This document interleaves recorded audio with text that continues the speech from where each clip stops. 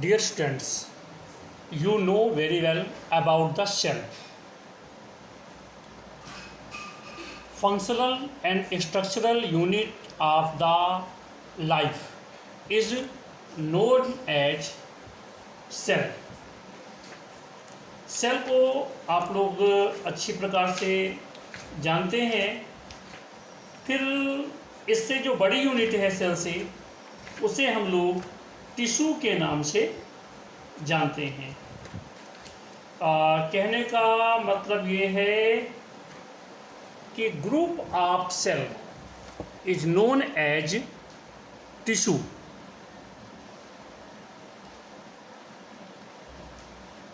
In the case of unicellular organism, a single cell perform all basic functions.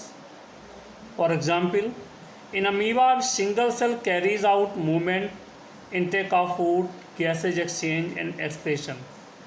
लेकिन multicellular organism में ऐसा नहीं होता है. There are millions of cells, and most of these cells are specialized. Function is taken up by different group of cells. These cells carry out only a particular function. तो इस प्रकार से कह सकते हैं, टिश्यू की डिफिनेशन लिखेंगे आप लोग। डिफिनेशन ये है, a group of cells that are similar in structure or work together to achieve a particular function forms a tissue.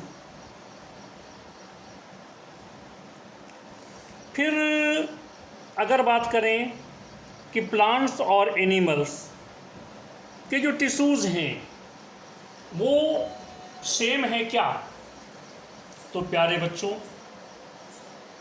ऐसा बिल्कुल नहीं है। There are noticeable differences between plant and animal tissues. जैसा आप जानते हैं कि plants are fixed, they do not move. Since they have to be upright, they have a large quantity of supportive tissue. The supportive tissue generally has dead cells. जो supportive tissue हैं उनमें प्रायः dead cells पाई जाती हैं।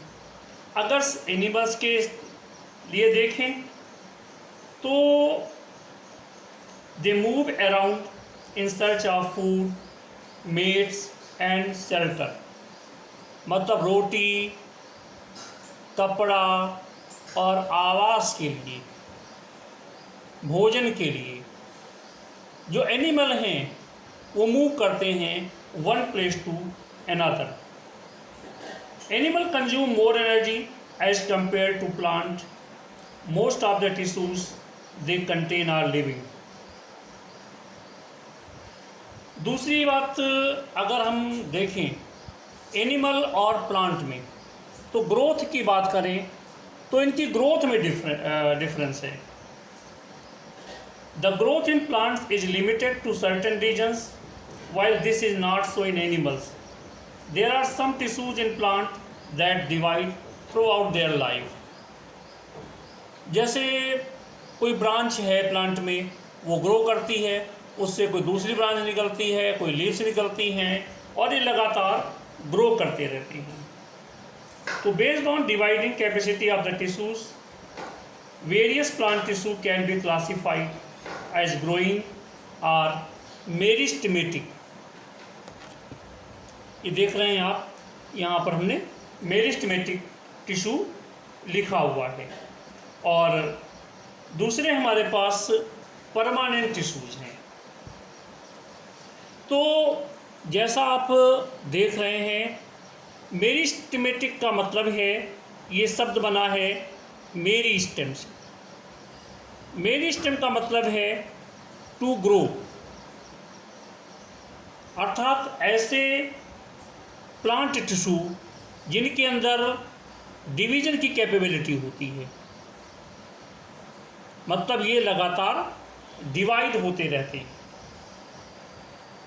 और बाद में इन्हीं से परमानेंट टिश्यूज़ बनते हैं। तो जो मेरिस्टेमेटिक टिश्यू हैं, अगर हम उनकी बात करें तो ये दो प्रकार के होते हैं। पहला है बेस्ड ऑन पोजीशन, मतलब ये कहाँ कहाँ पर मिल सकते हैं। तो इसमें हम बात करेंगे एपिकल मेरिस्टेम की।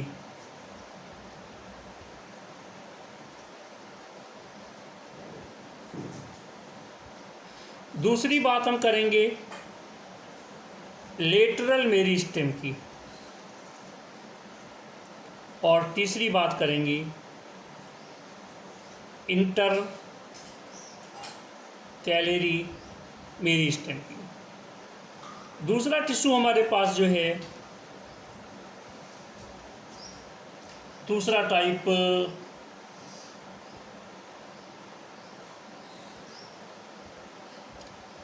बेस्ड ऑन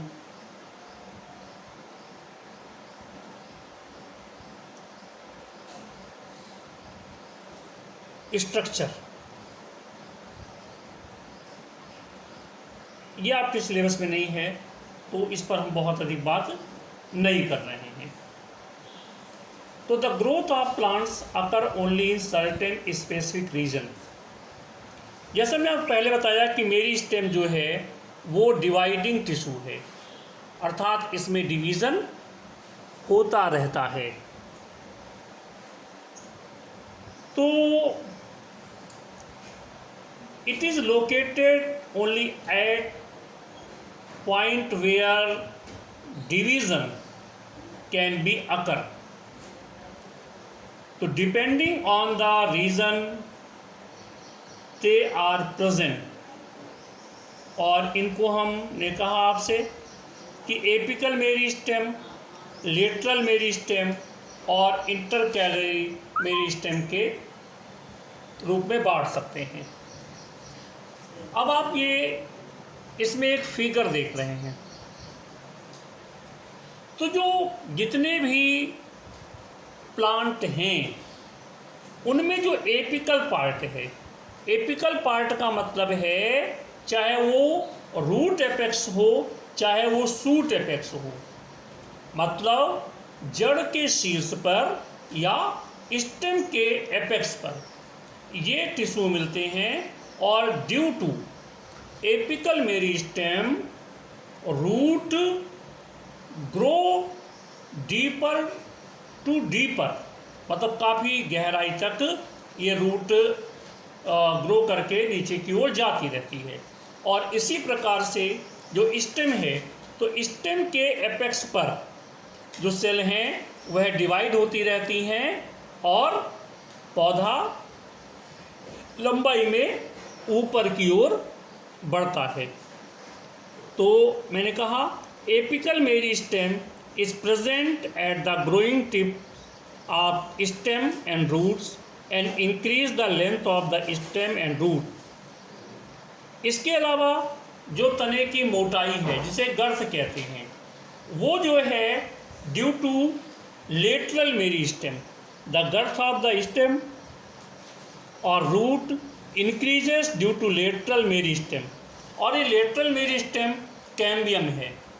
कैम्बियम की सेल्स में डिवीजन होता रहता है और ये सेल्स को बाहर की ओर पुश करती रहती हैं, जिससे कि तने की मोटाई बढ़ती रहती है। Intercalary meristem in some plants is located near the node. Node के पास जो है वो इंटरकैलरी है। अब जैसे नोड की बात हम कर रहे हैं, तो ये एक नोड है, ये नोड है। एक दूसरी नोड से एक दूसरी लीव्स निकाल लीजिए आप, ठीक है। तो इन दोनों नोड के बीच में, इसे मैंने क्या कहा, इसे मैंने नोड कहा। और इन दोनों नोड के बीच में जो ये स्थान देख रहे हैं इसे इंटरनोड कहते हैं। आप लोगों ने मेरे ख्याल से घास देखी होगी सबने, तो आपने देखा होगा घास में जगह जगह पर ये रूट्स निकलती रहती हैं। तो नोड से रूट्स निकलती है और ये इंटरनोड्स बीच में है।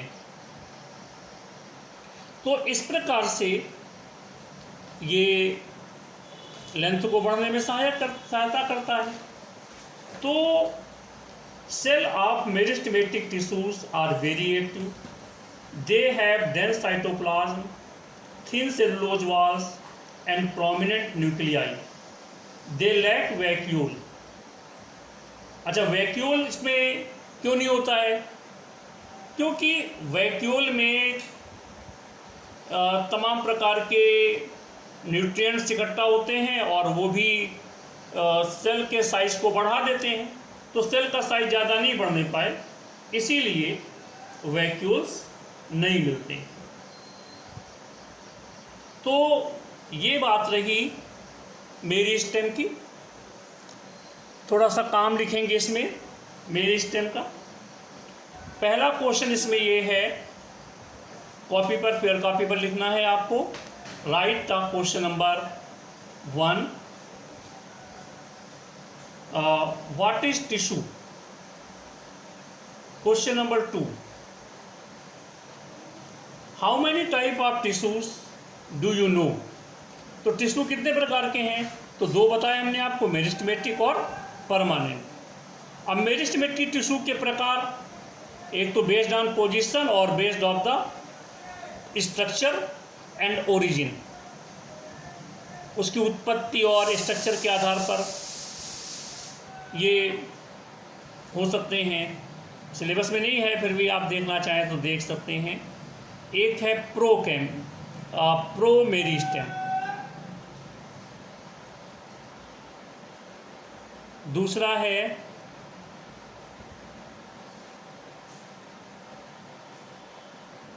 प्राइमरी, और तीसरा है सेकेंडरी टिश्यू। तो इस प्रकार से ये 3 इसमें प्रकार हो सकते हैं। सिलेबस में नहीं है, ज़्यादा आपको नहीं देखना है इसमें। फिर इसके बाद हमारे पास परमानेंट टिश्यूज है और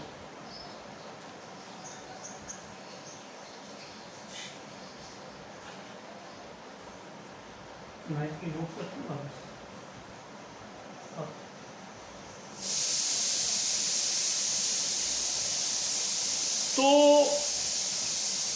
ये जो परमानेंट टिश्यूज हैं ये है मेरिस्टेमेटिक टिश्यू से ही बनते हैं। तो meristematic tissues take up a specific role and lose the ability to divide. As a result, they form a permanent tissue. तो जैसे जैसे ये प्राइमरी मेरिस्टेम से बाद में क्या डेवलप हो जाते हैं? परमानेंट टिश्यूज डेवलप हो जाते हैं।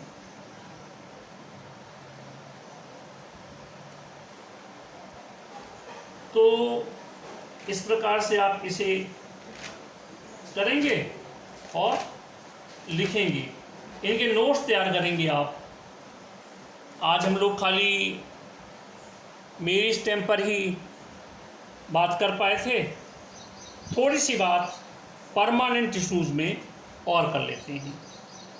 तो मैंने आपसे बोला कि meristematic tissues take up a specific role and lose the ability to divide. मतलब मेरिस्टेमेटिक टिश्यूज़ में जब डिवीज़न की एबिलिटी ख़त्म हो जाती है तो वो परमानेंट टिश्यूज़ के रूप में बदल जाते हैं। तो they form a permanent tissues. This process of taking a permanent shape, size and function is called cell differentiation. Differentiation leads to the development of various type of permanent tissues.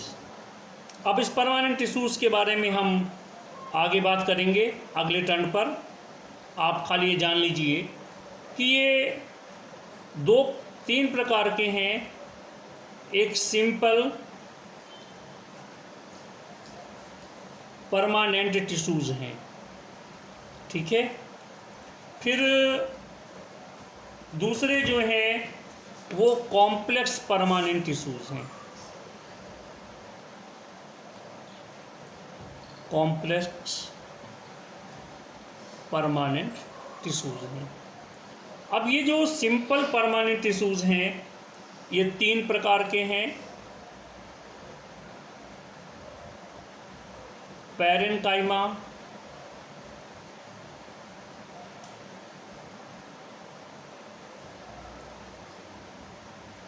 Collenchyma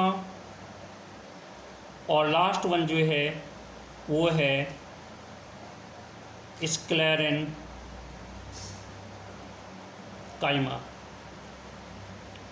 इस पर जब बात करेंगे तो ये 2 प्रकार के हैं, एक है जाइलम और दूसरा है फ्लोएम।